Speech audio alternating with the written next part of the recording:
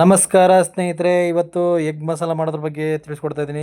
ಇದಕ್ಕೆ ಬೇಕಾಗಿರೋ ಸಾಮಗ್ರಿ ನೋಡೋಣ. ಒಂದು 5-6 ಮೊಟ್ಟೆಗಳನ್ನ ಬೇಯಿಸಿಟ್ಕೊಂಡಿದ್ದೀನಿ, 2 ಟೊಮಟೆ ಹಣ್ಣು, 2 ಈರುಳ್ಳಿ, ಆಮೇಲೆ ಸ್ವಲ್ಪ ಶುಂಠಿ ಬೆಳ್ಳುಳ್ಳಿ ಪೇಸ್ಟು, ಆಮೇಲೆ ಕೊತ್ತಂಬರಿ ಸೊಪ್ಪು, ಆಮೇಲೆ ಗರಂ ಮಸಾಲೆ ಪೌಡ್ರು ಒಂದು 2 ಸ್ಪೂನು, ಆಮೇಲೆ ಅಚ್ಚ ಖಾರದ ಪುಡಿ, ಆಮೇಲೆ ಧನಿಯಾ ಪೌಡ್ರ್ 1 ಸ್ಪೂನು, ಆಮೇಲೆ ಒಂದು ಚಿಟಿಕೆ ಅರಿಶಿಣ, ಆಮೇಲೆ ತುರಿದಿಟ್ಕೊಂಡಿರ್ತಕ್ಕಂಥ ತೆಂಗಿನಕಾಯಿ ಒಂದು 2-3 ಸ್ಪೂನು, ಆಮೇಲೆ ರುಚಿಗೆ ತಕ್ಕಷ್ಟು ಉಪ್ಪು, ಆಮೇಲೆ ಬೇಕಾಗಿರೋದು ಎಣ್ಣೆ. ಈಗ ನೆಕ್ಸ್ಟ್ ನಾವೇನು ಮಾಡೋಣ ಅಂದ್ರೆ ರೆಡಿ ಮಾಡೋಣ. ಇವಾಗ ಪಾತ್ರೆ ರೆಡಿ ಮಾಡಿ ಇಟ್ಕೊಂಬಿಡೋಣ. ಪಾತ್ರೆ ಸ್ವಲ್ಪ ಬಿಸಿ ಮಾಡೋಕ್ಕೆ ಇಟ್ಕೊಂಡು ನೆಕ್ಸ್ಟ್ ಸ್ವಲ್ಪ ಪಾತ್ರೆ ಬಿಸಿ ಆದ ತಕ್ಷಣ ನಾವೇನು ಮಾಡಬೇಕು, ಇದಕ್ಕೆ ಒಂದು 2 ಅಥವಾ 3 ಸ್ಪೂನು ಎಣ್ಣೆಯನ್ನು ಹಾಕ್ಬಿಡೋಣ. ಸರಿನಾ? ಇದು ಎಣ್ಣೆಯನ್ನು ಪಾತ್ರೆ ಬಿಸಿಯಾಗಿರೋದ್ರಿಂದ ಎಣ್ಣೆ ಸ್ವಲ್ಪ ಬೇಗನೆ ಬಿಸಿ ಆಗಿಬಿಡುತ್ತೆ. ಹಾಕಿ ಒಂದು ನಿಮಿಷ ಬಿಸಿಯಾದ ತಕ್ಷಣವೇ ಮೊದಲು ನಾವು ಹಾಕಬೇಕಾಗಿರೋದು ಈರುಳ್ಳಿಯನ್ನು ಫಸ್ಟ್ ಹಾಕಿಬಿಟ್ಟು ಇದು ಕಂದು ಬಣ್ಣ ಬರೋವರೆಗೂ ಸ್ವಲ್ಪ ಚೆನ್ನಾಗಿ ಎಣ್ಣೆಯಲ್ಲಿ ಬೇಯಿಸೋಣ.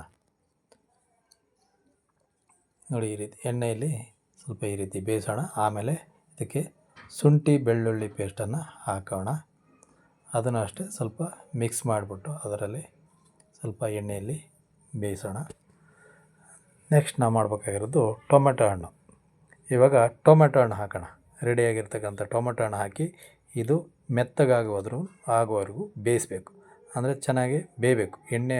ಎಣ್ಣೆಯಲ್ಲಿ ನೀರಿನಂಶ ಇಲ್ಲದೆ ಇರೋ ಥರ ಅದನ್ನು ಚೆನ್ನಾಗಿ ಬೇಯಿಸಿದರೆ ತುಂಬ ಚೆನ್ನಾಗಿರುತ್ತೆ.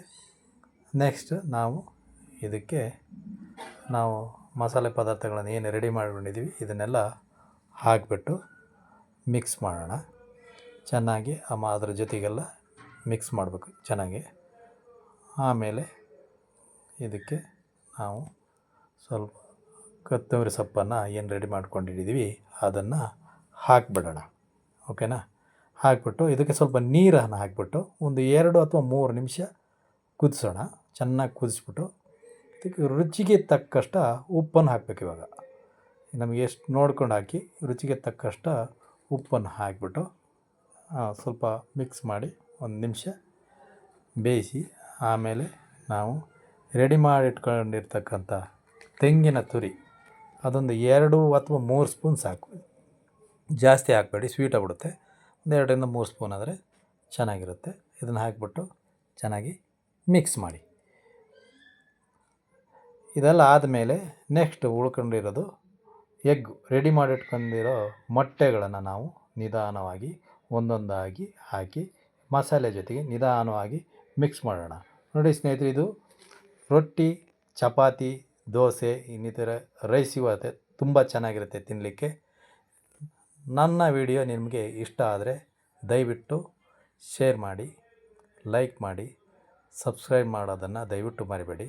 ಧನ್ಯವಾದಗಳು. ನಮಸ್ಕಾರ.